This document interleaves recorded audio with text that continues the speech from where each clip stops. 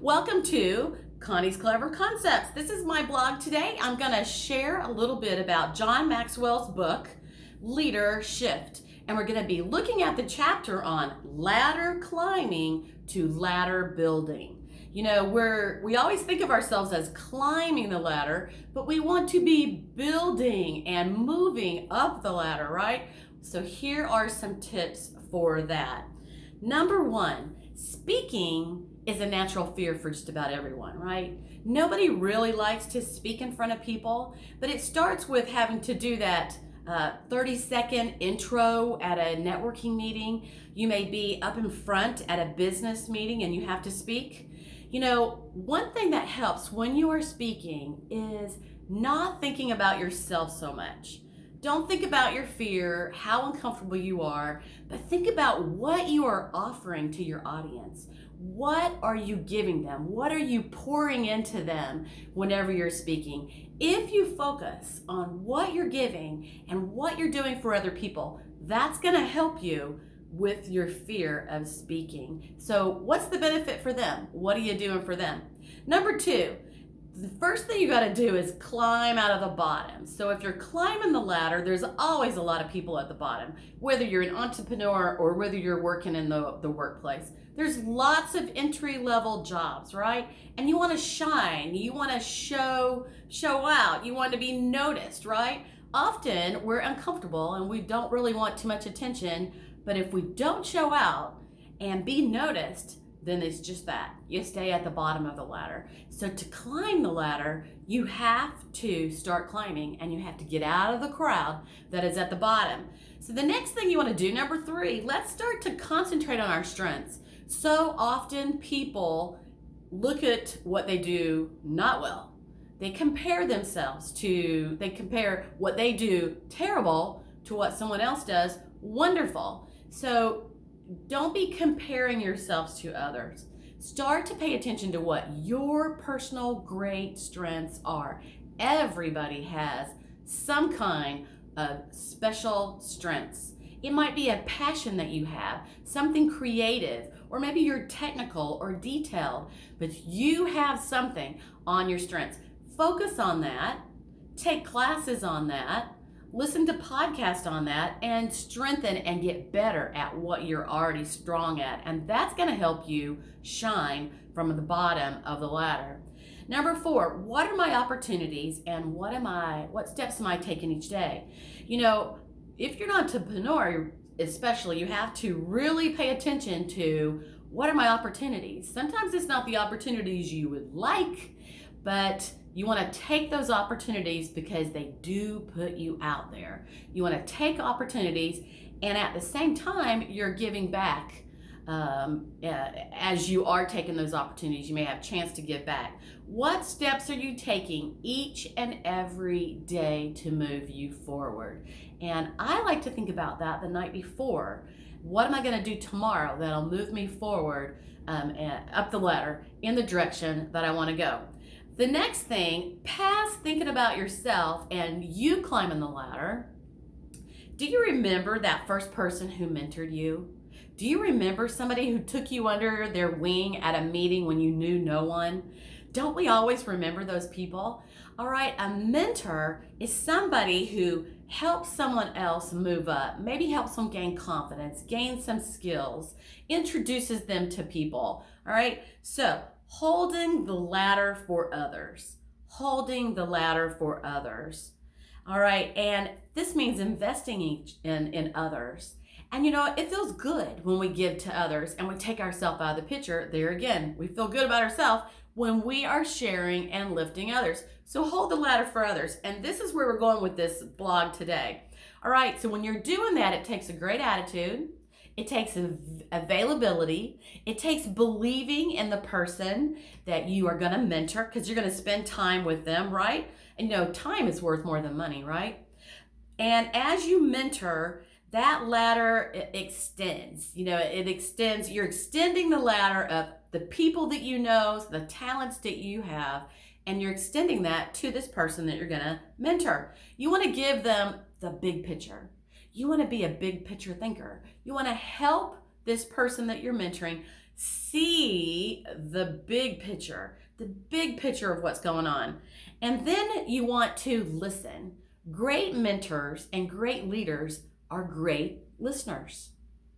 Sometimes we talk a lot, but we have to listen to the need and what's going on. A great listener or a great mentor listens, they ask questions, and then they listen some more, they ask more questions. And my favorite word is collaborate. So as you're working with somebody and you're mentoring them, they just might give you some ideas for your own business. I love to collaborate with people. Now, who do you mentor? Who do you invest your time, your passion, and your energy into? First of all, you want to make sure they have these things. They have great energy. They have an emotional capability. Like they're not up, down, on their emotions. You want to make sure they're emotionally stable. You want to make sure they have a thinking capacity, because leaders, when you're looking for those leaders don't follow everything else that someone else does. Leaders have ideas of their own. They take information and they think it through, and that's what makes them a leader. They think it through and mull it around and find the best ideas and things. They got to be able to think. Then are they relationship building? Now, some personality styles naturally build relationships, while others, it's a little challenging for them. So if it's challenging for you to build relationships, find those things that help you become comfortable with that. Maxwell has a book. It is called, don't quote me, let's see. It is Everyone Communicates, but Few Connect. Get a book like that and read it to help you learn about people. So relationship building is very important because you have to build relationships to move up the ladder, right? 5, creative capacity. Are they creative? Do they think outside the box? Do they look to find answers to things? Or do they just go, I can't do that, and that's that. They got to look to find answers and options. And then number 6, production. They've got to be able to accomplish production. Are they able to step through the hoop and get results? So you can't just talk about it. You've got to be able to step through the hoop and get results. Leadership capacity is another thing that they need, and that's a big one. And they are not only able to lead themselves, but they're able to influence others, help others, and lead others. All right, and then the last thing is, are their values, this person you're going to mentor, are their values compatible to your values? We're going to relate better to someone who has the same values and beliefs that we have. What does a good mentor offer as they hold the ladder for that person that they're mentoring? All right, they can share life stories. Share life stories and experiences that pertain to that person. And as a leader, you learn to pull up those stories that pertain to that person. Don't tell a story just to tell it, or tell about your experience or how you've achieved this or achieved that just to tell it. Tell stories and achievements that pertain to them, that encourage them to move forward. Be a safe person for them. You want to be confidential. So the things that you share with each other, you don't share outside of that. You want to be a trustworthy person, and you want to be uplifting to them. Now, again, I remind you that the big picture plan is important. So do they have the same big picture that you have? Can they see the vision? Are they able, or do they just try to close things down where they can't see the big picture and they refuse to see the big picture? I always like to say it's very important to focus on all the positive things. Focus on what is good.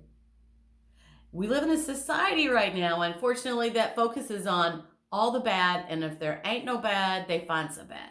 So focus on all that is good, and that's how you're going to climb that ladder and help somebody else do it. And the last thing is to encourage and believe in them.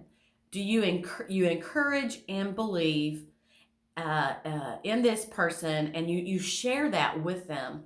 All right, and then when you finish, always keep touch. keep touch every so often. There's all different ways to keep touch with people. So be sure that their values are the same as your values, and you'll find that you agree and they have an opportunity to grow much more. Lastly, they need to have a why. It can't be your why. It's got to be their why. I like to call this passion and purpose. They need to be able to find their why. And here's just a quote from Maxwell as I finish. If you want learners to follow directions, you only need to provide them a what. What do they do? What do they need to do? Give them directions. Those are just learners. But if you want to lead others and give directions, they must have a why. And so a leader must have a why, must have a passion, and must have a direction and a reason they want to do whatever it is they want to do. A reason to climb the ladder so they can get up every morning and go to work and plan for the next day. All right, so I hope that helps you as you look at climbing the ladder or learning to build, be a ladder builder for yourself and for others. Connie Durham with Connie's Clever Concepts. And be sure and like my blog if this is something that's helpful for you, or share it with others. Thanks.